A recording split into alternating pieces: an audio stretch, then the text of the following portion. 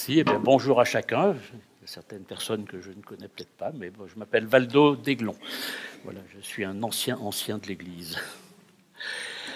Alors aujourd'hui, nous sommes dans le livre des psaumes. Pour ceux qui étaient là il y a un an, nous avions en été un programme un peu particulier. Nous avions vu le psaume 23. Mais nous poursuivons aujourd'hui, puisque c'est l'été, avec le psaume 24. Mais d'abord quelques mots sur les psaumes 22, 23 et 24. Ces psaumes, vous vous situez dans la Bible, donc au début des psaumes, ces psaumes sont des textes qui se réfèrent à des événements historiques vécus par David, mais aussi à des événements prophétiques, non encore réalisés quand ces textes ont été écrits. Et le psaume 22, par exemple, correspond à des événements vécus par David, mais il nous présente aussi et surtout de manière prophétique Jésus, le Messie, donnant sa vie pour ses brebis. Et ce psaume 22 commence par « Mon Dieu, pourquoi m'as-tu abandonné ?» qui est une parole que Jésus a prononcée au moment de la crucifixion. Mais donc ce psaume 22, concerne le passé et il est réalisé déjà. Le psaume 23 que nous avons vu précédemment, eh bien, nous voyons l'Éternel que David a vraiment connu personnellement comme étant le bon berger. Et nous pouvons aussi considérer aujourd'hui que Christ accomplit pour nous les bons soins du bon berger décrits dans ce psaume. Et on sait que dans l'évangile de Jean en particulier, Jésus lui-même, Jean chapitre 10, verset 11, nous dit que « je suis le bon berger ». Et là, nous sommes donc dans une réalité présente, parce que nous pouvons nous aussi aujourd'hui dire que Jésus est notre bon berger, avec ce psaume 23. Et donc aujourd'hui, je vais vous lire maintenant le psaume 24, qui fait suite à ces deux psaumes 22 et 23. Psaume de David, verset 1. « C'est à l'Éternel qu'appartient la terre avec tout ce qu'elle contient, le monde avec tous ceux qui l'habitent, car il l'a fondé sur les mers et affermi sur les fleuves.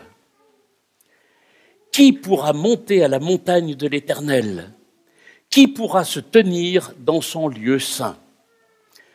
Celui qui a les mains innocentes et le cœur pur, celui-là, celui qui ne se livre pas au mensonge et qui ne fait pas de serment trompeur, il obtiendra la bénédiction de l'Éternel, la justice du Dieu de son salut. Telle est la génération de ceux qui te cherchent, qui aspirent après toi, Dieu de Jacob. » Et là, David fait une pause dans son psaume. Je vous propose quelques secondes de pause aussi. Et David poursuit avec des termes « Portes, élevez vos linteaux, élevez-vous, portes éternelles, que le roi de gloire fasse son entrée. » Qui est ce roi de gloire? L'Éternel si fort et si puissant, l'Éternel puissant dans les combats. Portes, élevez vos linteaux, élevez-les, portes éternelles, que le roi de gloire fasse son entrée. Qui est donc ce roi de gloire? L'Éternel, le maître de l'univers, c'est lui le roi de gloire. Voilà la lecture de ce psaume, et il se termine aussi par une pause qui est voulue par l'auteur du psaume. D'abord, ce psaume relate des réalités historiques vécues par David lui-même lors du retour de l'Arche de l'Alliance à Jérusalem. Alors, si vous avez lu le deuxième livre de Samuel, eh bien, vous pouvez retrouver ce texte où David assiste au retour de l'Arche de l'Alliance dans la ville de Jérusalem. Mais aussi, ce psaume nous parle d'événements prophétiques réalisés du temps de Jésus, comme par exemple la préfiguration de cette future entrée dans Jérusalem lors de l'arrivée de Jérusalem, non pas en roi de gloire forcément encore, mais sur le dos d'un ânon, On voit ça en Matthieu, chapitre 21, verset 1 à 17. Vous avez ce texte qui nous parle du retour de Jésus à Jérusalem. Mais ce psaume 22 nous parle aussi et surtout d'événements prophétiques à venir, c'est-à-dire non encore réalisés. Et ce psaume célèbre l'entrée du Seigneur, le grand berger, dans la cité royale. Et le texte dit que c'est la montagne de Sion. Et cette réalité prophétique, qui n'est donc pas encore réalisée, est confirmée par l'apôtre Pierre dans sa première épître au chapitre 5, verset 4.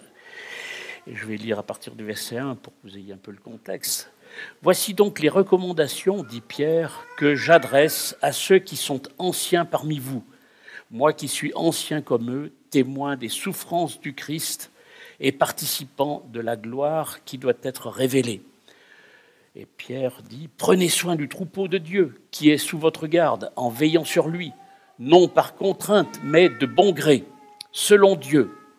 Faites-le non par recherche d'un gain, mais avec dévouement, non en dominant sur ceux qui vous sont confiés, mais en étant les modèles du troupeau. » Et là, Pierre évoque ce point-là, qui a un lien avec ce psaume. « Ainsi, lorsque le souverain berger apparaîtra, vous recevrez la couronne de gloire qui ne perd jamais son éclat. » Donc l'auteur de l'Épître aux Hébreux nous parle aussi de la Jérusalem céleste, au chapitre 12, verset 22, et de la réception d'un royaume inébranlable. On ne peut pas lire tous les textes, mais donc c'est dans le Nouveau Testament, dans l'Épître aux Hébreux, qui est vers la fin du Nouveau Testament. Donc il est question de cette nouvelle Jérusalem, cette Jérusalem céleste, et de la réception d'un royaume inébranlable. Et on peut dire ainsi que le psaume 22 conduit à la croix. On l'a vu tout à l'heure en disant « Mon Dieu, pourquoi m'as-tu abandonné ?» Et ensuite, on voit la crucifixion de Jésus. Le psaume 23, quant à lui, nous conduit au temple, à la maison. Et le psaume 24, lui, nous conduit au trône de gloire, qui n'est pas encore là, mais qui est à venir. Vous voyez cette gradation, psaume 22, le passé avec Christ, psaume 23, aujourd'hui, nous pouvons, nous, qui sommes au Seigneur, dire « L'Éternel est mon berger ». Et le psaume 23 nous conduit au règne de gloire qui est à venir, que nous espérons. Et selon le Talmud, qui est ce recueil des commentaires de la loi juive, ce n'est pas la Bible, mais c'est un écrit qui est quand même assez important pour comprendre l'Ancien Testament, eh bien, selon le Talmud, ce psaume 24, était chanté au temple le premier jour de la semaine, comme pour bien commencer la semaine. C'est un psaume pour se souhaiter une bonne semaine, un psaume pour prendre courage et pour vivre dans le monde qui nous entoure, qui lui n'est pas toujours favorable à Dieu. C'est un psaume pour nous rappeler que notre destinée est d'attendre le retour du Seigneur, ce roi de gloire qui va revenir. Ce psaume, donc, les Juifs, à l'époque, tous les lundis, premier jour de la semaine, ils se rappelaient que le Seigneur va revenir. Le Seigneur va revenir et il va faire son entrée dans les portes éternelles. Donc, venons-en au texte directement maintenant, les versets 1 et 2 de ce psaume, que je vais vous relire. « C'est à l'Éternel qu'appartient la terre avec tout ce qu'elle contient, le monde avec tous ceux qui l'habitent, car il l'a fondé sur les mers et il l'a affermi sur les fleuves. » Dans ce préambule, David nous rappelle deux réalités fondamentales. Première réalité, c'est que le monde est une fondation, une création de Dieu. Et la deuxième réalité, c'est que la terre, avec tout ce qu'elle contient et tous ceux qui l'habitent, appartient à l'Éternel. Sous-entendu que rien ne peut nous appartenir en propre. Et de plus, nous-mêmes, en tant qu'habitants de la terre, ce psaume nous dit que nous appartenons, nous, à l'Éternel. Nous sommes de fait des gérants de notre propre personne et des gérants de biens qui, en fait, appartiennent à Dieu. Et la prise de conscience de cette réalité peut changer bien des choses dans notre vie. C'est une bonne nouvelle pour nous, les croyants, car nous sommes rassurés de savoir que nous appartenons à un bon propriétaire. Mais cela change aussi notre attitude. Tout d'abord, notre attitude par rapport à nous-mêmes. Nous ne pouvons pas faire n'importe quoi avec notre vie, avec notre propre personne, avec notre corps. Nous ne devons pas nous négliger, ni d'ailleurs négliger les autres, parce que nous appartenons à l'Éternel. Et cela change aussi notre attitude par rapport aux autres, justement. Nous sommes interdépendants. Nous ne pouvons pas agir comme si les autres n'existaient pas. Cela a des conséquences très pratiques sur nos relations familiales, sur nos relations de voisinage, sur nos relations au sein d'un même pays, sur les relations entre les pays, sur la gestion de la vie, sur la gestion de la santé. Tout est concerné par cette réalité que nous appartenons à l'Éternel. Et on voit bien, j'ai parlé des relations entre pays, avec les autres pays, vous voyez bien que on le vit en ce moment avec la guerre en Ukraine. Tout est interdépendant. Et on ne peut pas agir séparément comme si on était les seuls au monde. Voilà. Mais cette réalité que nous avons vue, que nous appartenons au Seigneur, change aussi notre attitude par rapport au contenu de la création. Nous ne pouvons pas faire n'importe quoi avec le contenu de la création, avec la nature. Cela a aussi des conséquences très pratiques sur notre gestion des ressources, les nôtres, mais aussi les ressources mondiales. Cela concerne évidemment l'environnement dont on parle beaucoup en ce moment, mais c'est profondément biblique. La création appartient à l'Éternel et on ne peut pas faire n'importe quoi avec ce qui appartient à l'Éternel. On voit de nos propres yeux que chaque fois que nous nous écartons de ce cadre fixé par Dieu, cela conduit à des difficultés et à des malheurs. Et le premier malheur de cet écart, de cet abandon du cadre fixé par Dieu, eh bien, c'était celui de la chute avec Adam et Ève. Mais depuis et jusqu'à nos jours, eh bien, la liste des malheurs, eh bien, elle est malheureusement bien fournie et chacun pourrait écrire un terme dans cette liste, même peut-être plusieurs. Donc, beaucoup de grains à moudre dans nos vies déjà avec ces deux premiers versets du psaume 24, que la terre a été créée par Dieu et que nous appartenons, aussi bien la terre que nous, les créatures, nous appartenons à Dieu. Mais poursuivons. Après avoir rappelé avec force les fondements établis par Dieu et sa prééminence, David en vient à se demander qui est apte à monter sur la montagne de l'Éternel, qui est apte à se tenir dans son lieu saint, et il apporte une réponse à ces questionnements. Je vais relire les versets 3 à 6. Qui pourra monter à la montagne de l'Éternel? Qui pourra se tenir sur son lieu saint? Et David apporte une réponse. Il dit, c'est celui qui a les mains innocentes et le cœur pur, celui qui ne se livre pas au mensonge et qui ne fait pas de serment trompeur. Il obtiendra la bénédiction de l'Éternel, la justice du Dieu de son salut. Telle est la génération de ceux qui te cherchent, qui aspirent après toi, Dieu de Jacob. Et là, il y a la fameuse pause dont j'ai parlé. Deux fois, dans ces versets, David pose la question, qui pourra monter à la montagne? Qui pourra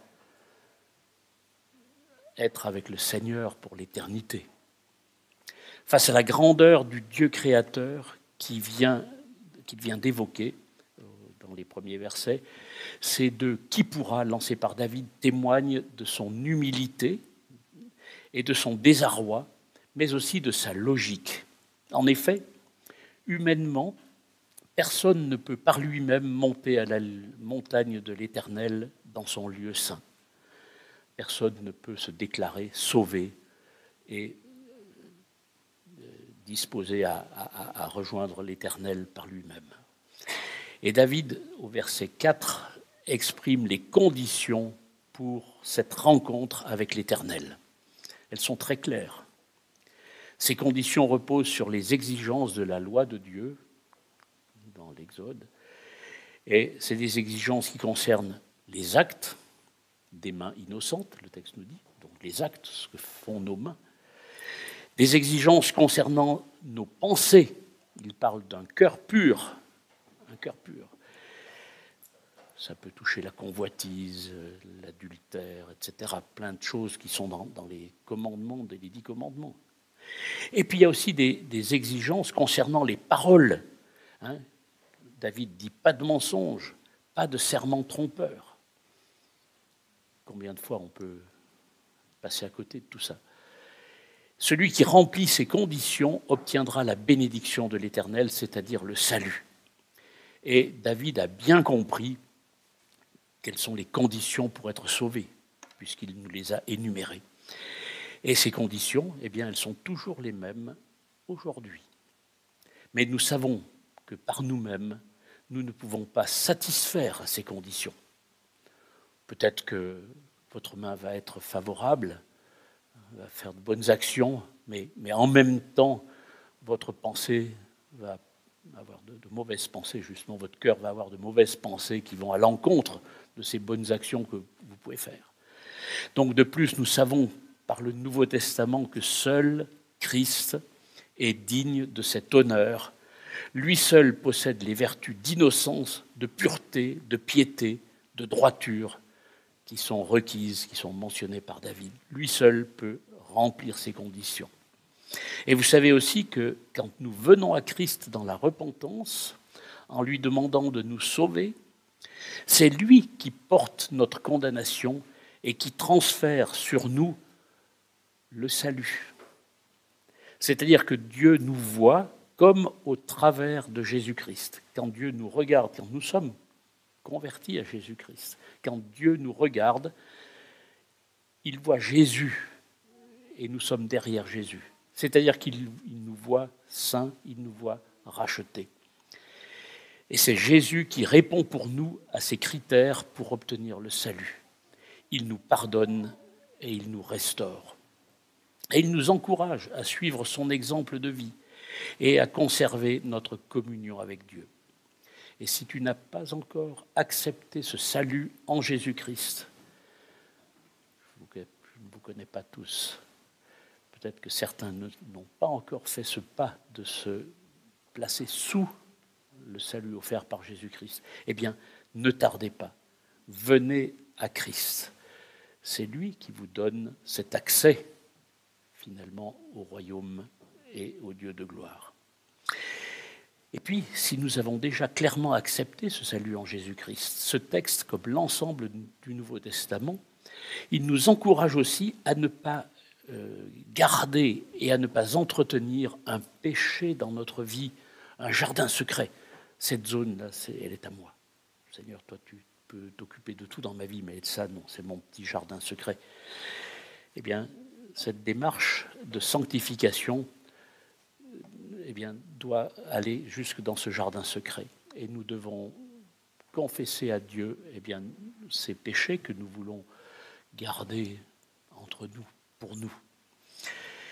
Et pour ceux qui connaissent la vie de David, eh bien, nous avons vu que l'exemple de sa repentance suite à son péché avec Bathsheba, quand il avait commis adultère avec une femme qui était une voisine de son palais.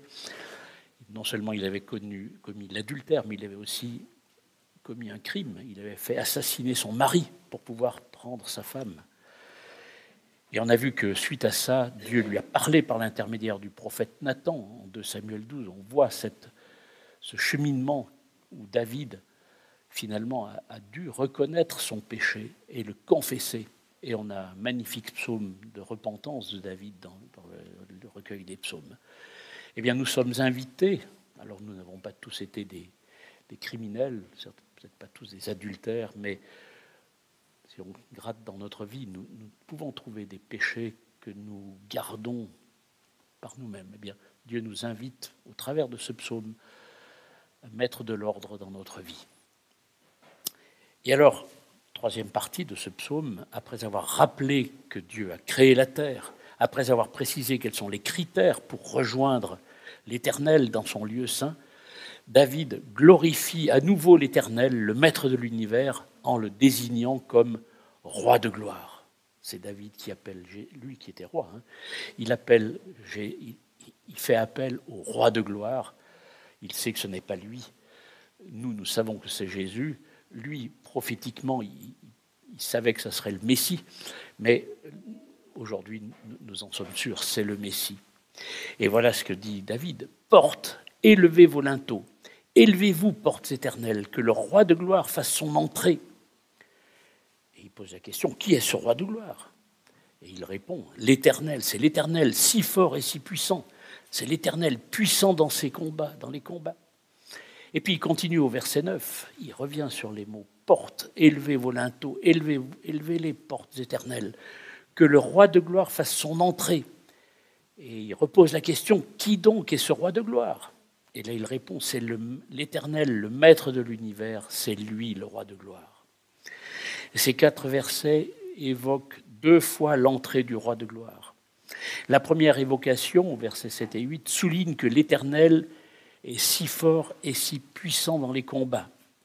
Et là, nous pouvons discerner la force et le combat de Jésus, alors peut-être pas visible avec les yeux de l'époque, mais nous pouvons discerner, quand Jésus est entré à Jérusalem sur le dos d'un ânon, c'était pour ensuite aller à la crucifixion, se faire crucifier.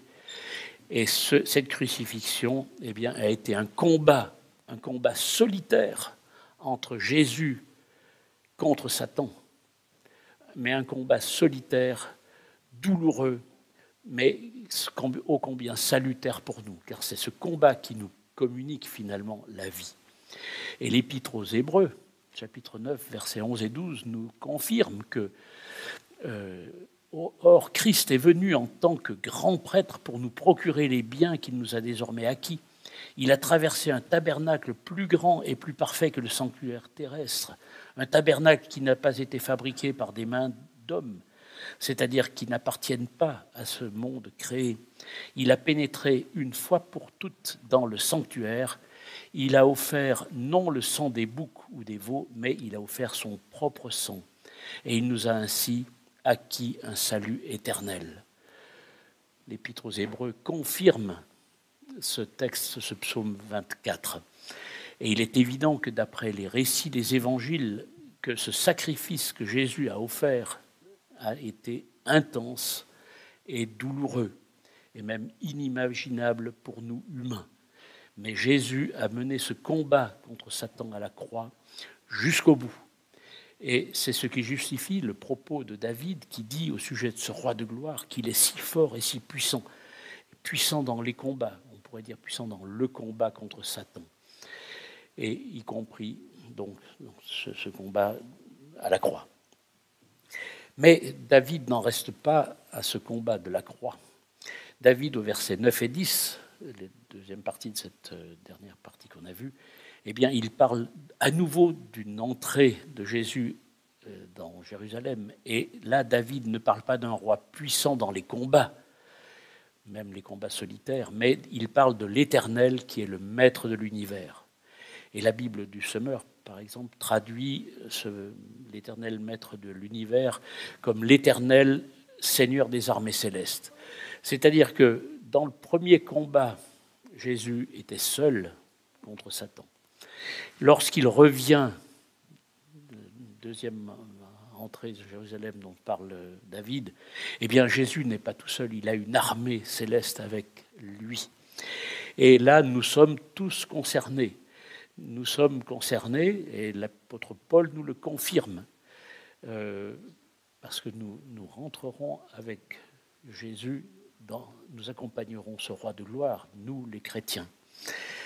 Et Paul nous le dit dans l'Épître aux Thessaloniciens, chapitre 4, versets 15 à 17.